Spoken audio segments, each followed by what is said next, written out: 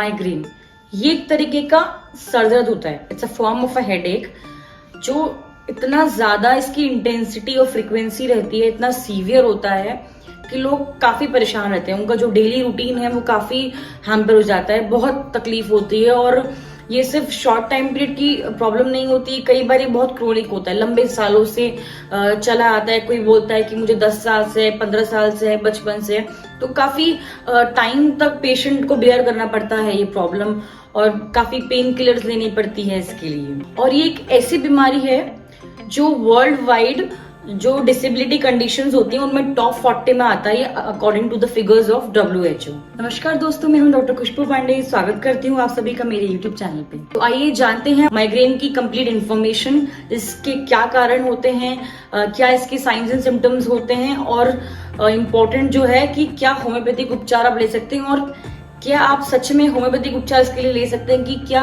Homeopathy में इसका treatment है परमानेंटली क्योर।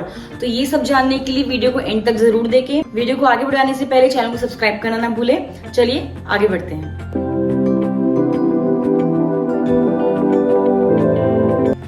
सबसे पहले हम ये जानेंगे कि माइग्रेन होता क्या है। जैसे कि हमने इंट्रो में बात करी कि ये एक हेडेक का फॉर्म है। It's a form of a headache. Usually head का जो एक पोर्शन कवर करता है, वन साइडेड होता है।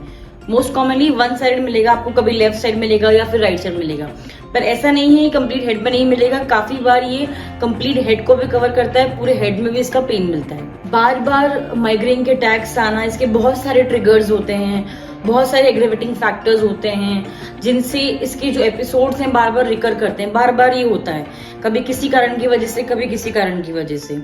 और जब ये प्रॉब्लम होता है, कई बार जो इसकी कंडीशन है बहुत ज्यादा क्रिटिकल हो जाती है कि काफी हार्ड पेन किलर्स लेने पड़ते हैं, या फिर साथ में जो नॉइशिया वॉमिटिंग होता है वो भी साथ में काफी प्रॉब्लम क्रिएट करता है। तो आइए हम जानते हैं कि क्या क्या ट्रिगर्स है, क्या क्या कारण होते हैं कि जिनसे जो माइग्रेन की जो प्रॉब्लम है वो रिकर करती है या एग्रेवेट करती है। सबसे जो इम्पोर्टेंट है इसके लिए वो है स्ट्रेस। स्ट्रेस एक ऐसी चीज है जो काफी जो बीमारियों का एक इम्पोर्टेंट कॉज बनता है, एक इम्पोर्टेंट रिस्क फैक्टर बनता है। इसके अलावा अगर सन के एक्सपोजर में आप रहते हैं, सन भी इसका बहुत इंपॉर्टेंट एग्रीवेटिंग फैक्टर बनता है।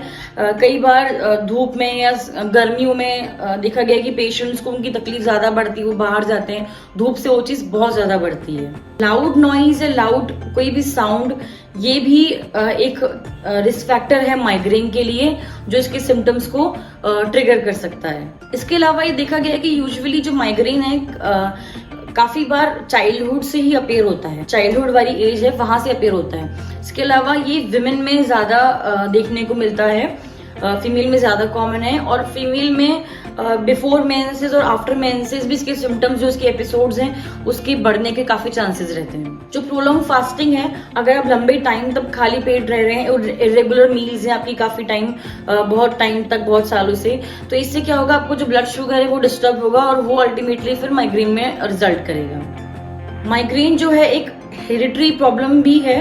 अगर आपकी फैमिली में आपके मदर, फादर या कहीं फैमिली में कोई हिस्ट्री रही है तो एक चांस है कि आपको भी शायद माइग्रेन की प्रॉब्लम हो सकती है। इसके अलावा जो अगर ब्राइट लाइट है, चाहे वो नेचुरल हो चाहे आर्टिफिशियल लाइट हो, अगर बहुत तेज ब्राइट लाइट है तो वो भी एक ट्रिगर पॉइंट बनता है, ट्रिगर फैक्टर बनता है माइग्रेन के लिए। आपको कुछ भी अगर प्रिवेंशन करने होंगे माइग्रेन के लिए, अगर आपको माइग्रेन है, किसी आपके नियर बाई माइग्रेन है, तो ये सारे पॉइंट्स को ध्यान रखना होगा, इनको अवॉइड करना होगा, इनसे जो भी माइग्रेन का जो अटैक है, उसके जो एपिसोड्स है, उससे बचने के लिए।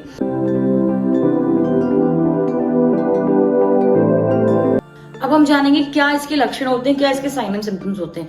जैसे कि मोस्टली लोगों को पता है कि ये सरदर्द का टाइप है, तो इसमें जो सरदर्द है बहुत सीवियर होता है, इतना इंटेंसिटी में होता है, इतना ज्यादा तीव्रता के साथ होता है कि पेशेंट को बहुत ज्यादा परेशान करता है। जो ये दर्द है काफी बार घंटों तक रहता है, या फिर कई दिनों तक ये दर्द रहता है। इसकी जो इंटेंसिटी है, फ्रीक्वेंसी है, जो ड्यूरेशन है कि कब रिकर हो सकता है, कितनी जल्दी रिकर हो सकता है, कितनी ज्यादा तीव्रता है, वो सब पेशेंट में डिफर करती है, सब में अलग अलग होती है। इसके अलावा जो ये पेन है सरदर्द का, माइग्रेन का, इसका जो कैरेक्टर होता है स्पेशली होता है बहुत ज्यादा थ्रॉबिंग या पल्सेटिंग टाइप, मतलब जैसे कि नस फड़क रही हो, नसों का फड़फड़ाना, जैसे कई लोग बोलते हैं यहाँ पर काफी पेन होता है, जैसे नस फड़फड़ा रही हो, इस तरह का कैरेक्टर रहता है माइग्रेन की पेन का। और इसका जो दर्द है या तो आपको एक साइड मिलेगा हेड के या दूसरी साइड मिलेगा, कई बार ऑल्टरनेट करता है और काफी बार पूरे हेड को भी कवर करता है ये। इसके अलावा साथ में नोजिया वॉमिटिंग रहती है, जी मचलाता है, उल्टी भी आ जाती है कई बार, और काफी पेशेंट्स में उल्टी आने के बाद ही सर दर्द में आराम मिलता है। जो लाइट है उसकी सेंसिटिविटी बहुत ज्यादा हो जाती है, आप जो लाइट है उसको बर्दाश्त नहीं कर पाते हैं बिल्कुल भी, चाहे वो नेचुरल हो चाहे आर्टिफिशियल लाइट हो, बिल्कुल बर्दाश्त नहीं कर पाते हैं। साथ साथ कई बार एक ऑरा प्रेजेंट रहता है। ऑरा का मतलब है कुछ भी अगर अनयूजुअल सेंसेशंस आते हैं आपको इसके साथ में, या तो आपको टेम्परेरी कुछ ब्लाइंडनेस सा हो गया, एक ब्लैक सा नजर आ रहा है, या कुछ डैजलिंग सी लाइट आंखों पे पड़ रही है, कुछ ब्राइट लाइट सी आंखों के आगे चमचमाती हुई लाइट दिख रही है एक लाइन जैसी। इसके अलावा कानों में कुछ सुनाई दे रहा है, अगर कुछ अलग साउंड्स आ रही हैं जब माइग्रेन का अटैक है उसके साथ में। इसके साथ साथ कुछ सेंसेशंस आप फील कर रहे हैं ईयर में या हेड में, कुछ टिंगलिंग से सेंसेशन अगर आप फील कर रहे हैं, तो ये जो अनयूजुअल सेंसेशंस होते हैं ये सब कहलाए जाते हैं ऑरा। ये अगर प्रेजेंट रहते हैं माइग्रेन केस के साथ तो उसको माइग्रेन विद ऑरा कहा जाता है। डायग्नोसिस में इसके लिए जो इसके क्लिनिकल साइन एंड सिम्टम्स है, जो भी हमने सिम्टम्स बताए उनके बेसिस पे पता चल जाएगा कि किसी को माइग्रेन है कि नहीं है। इन्वेस्टिगेशंस कुछ होते हैं, अगर सिटी स्कैन एमआरआई कराएंगे आपको तो कुछ खास उसमें मिलता नहीं है जो सजेस्ट करे कि माइग्रेन कंफर्म है।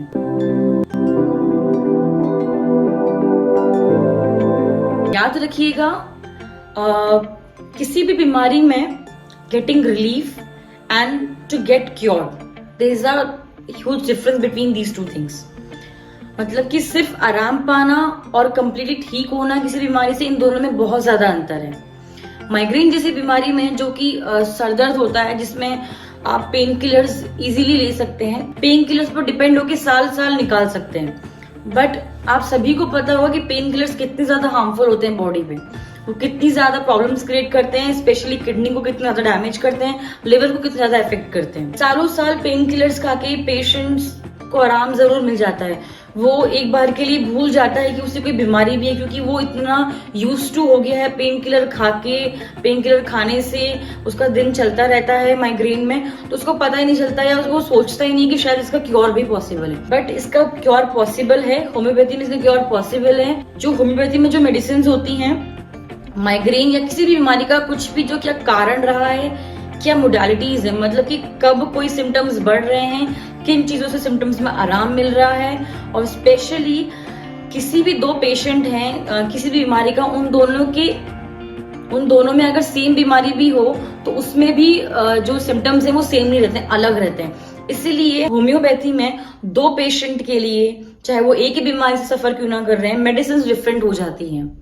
इसलिए जरूरी है कि होम्योपैथिक ट्रीटमेंट के लिए, किसी भी बीमारी के लिए आप किसी भी डॉक्टर से डायरेक्टली कंसल्ट करें, क्योंकि जो डॉक्टर है आपसे सारी चीजें पूछेगा, एक एक चीज पूछेगा, उसके अकॉर्डिंग आपको ट्रीटमेंट दिया जाएगा। या फिर आप हमसे ऑनलाइन कंसल्टेशन ले सकते हैं, आपसे सारी चीजें पूछ के आपके केस के अकॉर्डिंग आपको ट्रीटमेंट दिया जाएगा। चलिए आगे बढ़ते हैं और जानते हैं कौन कौन सी होम्योपैथिक मेडिसिन यूज कर सकते हैं माइग्रेन के लिए। ऐसे तो माइग्रेन की बहुत सारी इंपॉर्टेंट मेडिसिन हैं, वो हर एक मोडालिटी पे कि कब प्रॉब्लम बढ़ रही है, कब प्रॉब्लम ठीक हो रही है, इस हर एक पॉइंट पे मेडिसिन डिफर करती है। फिर भी हम आपको ये कुछ कॉमन मेडिसिन बता रहे हैं। सबसे पहली और इम्पोर्टेंट मेडिसिन जो माइग्रेन के लिए है वो है बेलेडोना। बेलेडोना को आप एज अ क्रोनिक केस कोई है उसमें भी यूज कर सकते हैं। इसके अलावा अगर किसी का एक्यूट सडन अटैक हुआ है उसमें भी यूज किया जा सकता है। क्या सिम्टम्स होते हैं बेलेडोना के? बेलेडोना में आपको सीवियर पेन मिलेगा, स्पेशली टेम्पोरल रीजन में, इस एरिया में आपको पेन मिलेगा। इतना सीवियर होगा, थ्रॉबिंग कैरेक्टर का होगा कि नस जैसे फड़फड़ाती उस तरीके का पेन होगा। साथ में आपको पूरे फेस में रेडनेस मिलेगी, हीट मिलेगी, गर्माहट मिलेगी, मुंह लाल हो जाएगा एकदम। और जो पेन होता है, जो सरदर्द होता है बेलेडोना में, ये क्या करेगा, जो प्रेशर होता है अगर आप उसमें प्रेशर करेंगे तो उससे आपको अच्छा लगेगा, उससे आराम मिलेगा। इसके अलावा कब कब बढ़ता है पेन बेलेडोना में?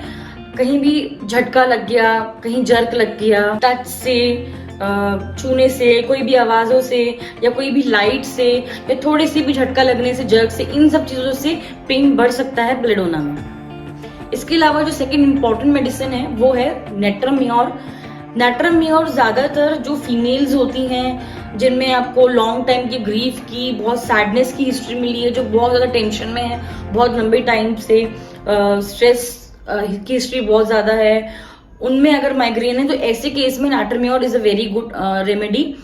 इसमें बेसिकली आपको जो पेन मिलता है वो हैमरिंग टाइप का मिलता है, जैसे लगता है कि हथौड़े बहुत सारे सर पे बज रहे हो, मारे जा रहे हो, इस तरीके का सीवियर पेन होता है नेट्रम म्योर में।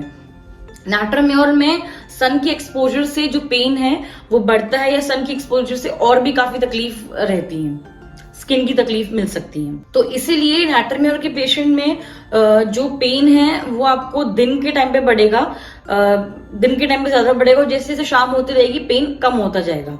तो जो गर्मी होती है उससे इसमें काफी प्रॉब्लम रहती है। इसके अलावा जो नेक्स्ट इंपॉर्टेंट मेडिसिन है वो है ग्लोनाइन। ये ज्यादातर तब के लिए यूज के लिए है जिसमें बहुत ज्यादा सीवियर सन हेडेक्स मिले हैं।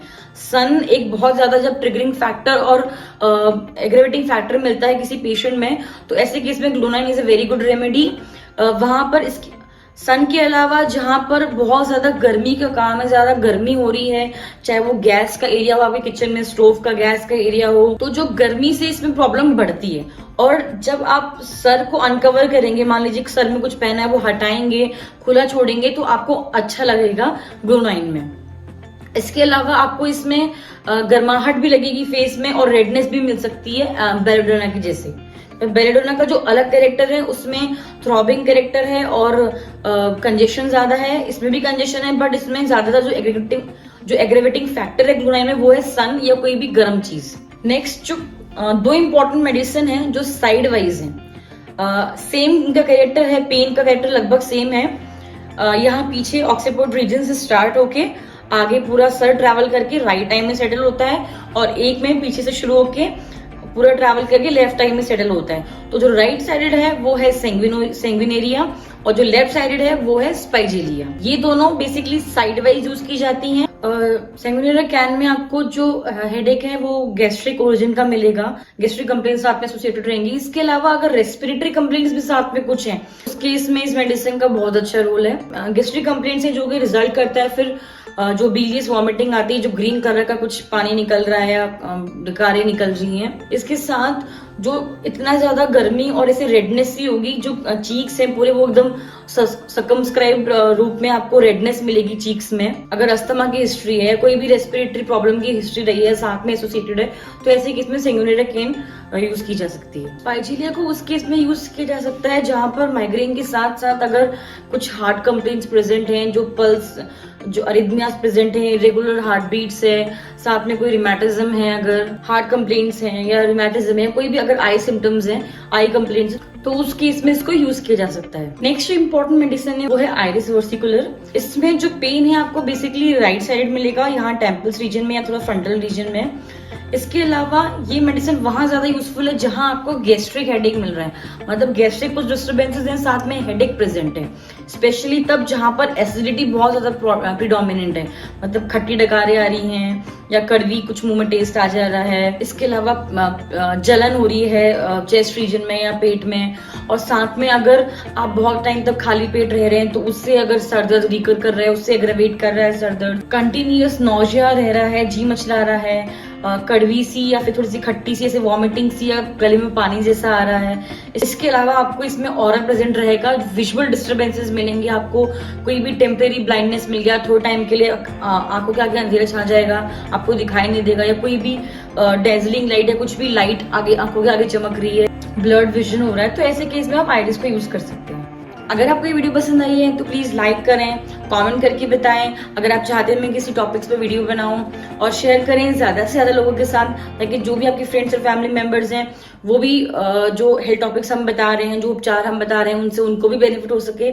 इसके अलावा बेल आइकन दबाना ना भूलें लेटेस्ट अपडेट के लिए। आप सबसे फिर से मुलाकात होगी एक नई वीडियो के साथ, तब तक के लिए थैंक यू।